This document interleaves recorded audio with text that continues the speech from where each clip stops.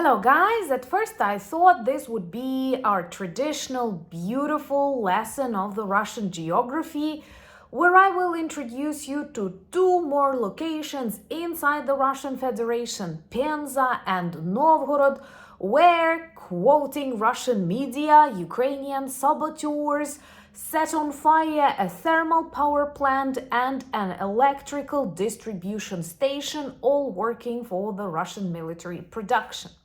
But then, as I dug deeper, I've discovered a huge crisis inside the Russian energy sector. The main Russian company of electric energy, RusHydro, reported tremendous losses. They were hoping that the Kremlin can provide some backup, maybe subsidies, or at least cover their debts.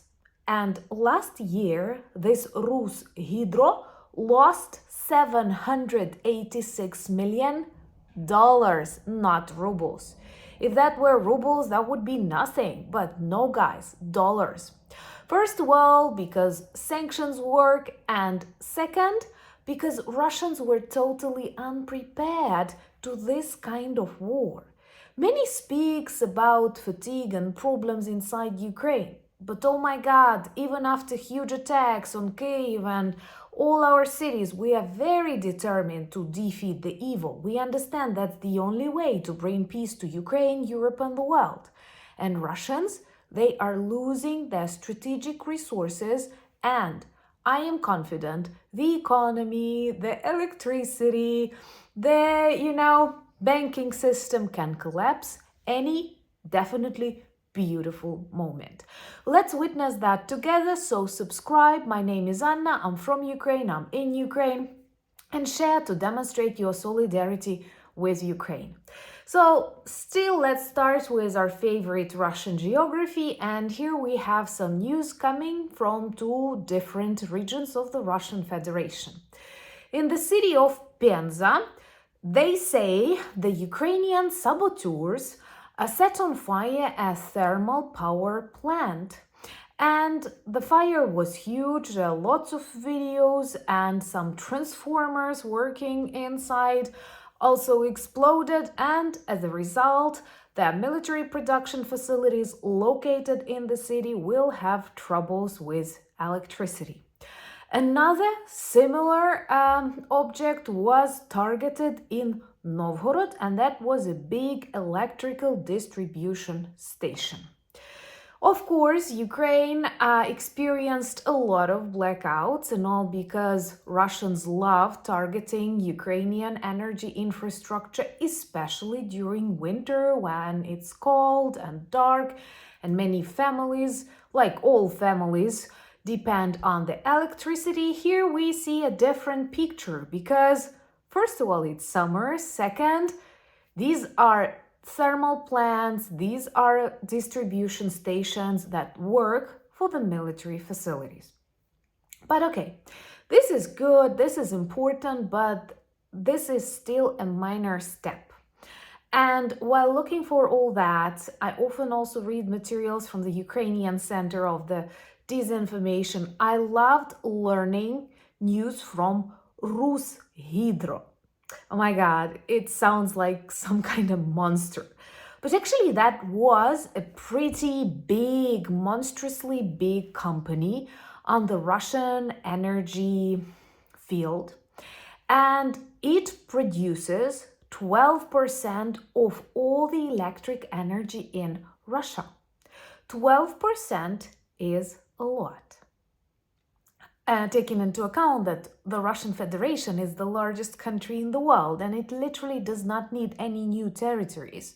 Trust me, they cannot work well with those that they have. Another proof, this bankruptcy in the electric energy sector. So they already suffer from these problems without Ukrainian drones targeting their electric facilities. They did not have blackouts we had during all these years, and here we are.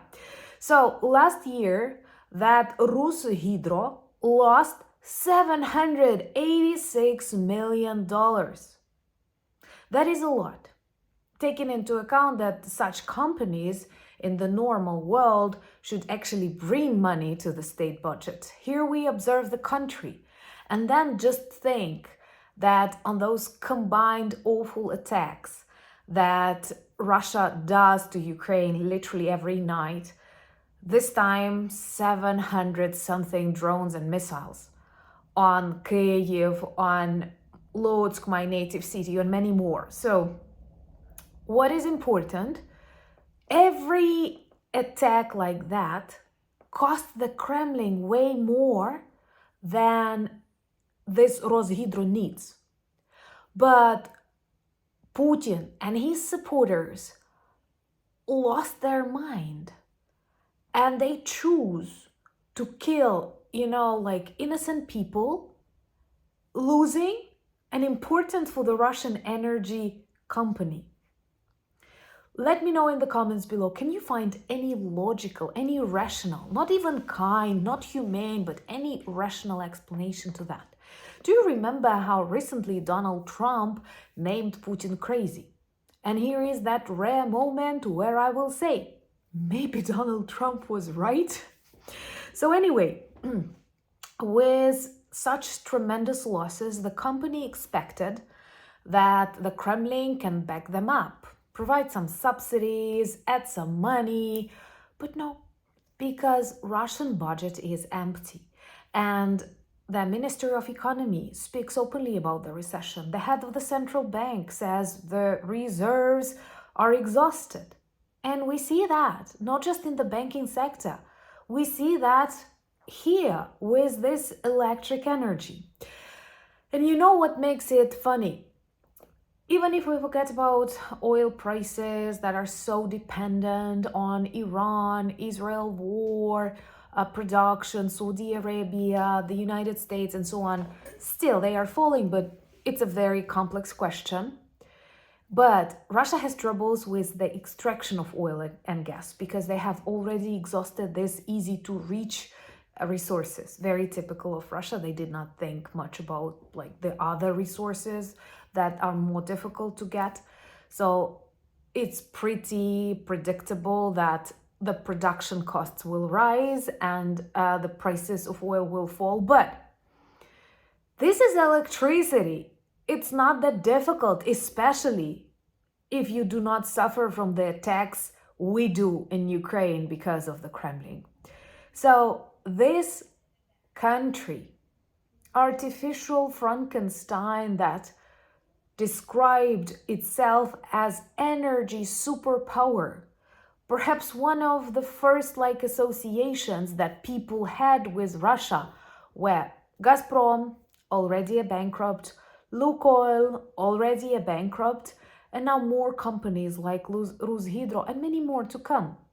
So the country that still fakes this image of the energy superpower in their reality has one after another energy companies coming from totally different areas like electricity, oil, gas, collapsing, bankrupting, and all because all the Russian money are spent on this nightly terror attacks. That is crazy.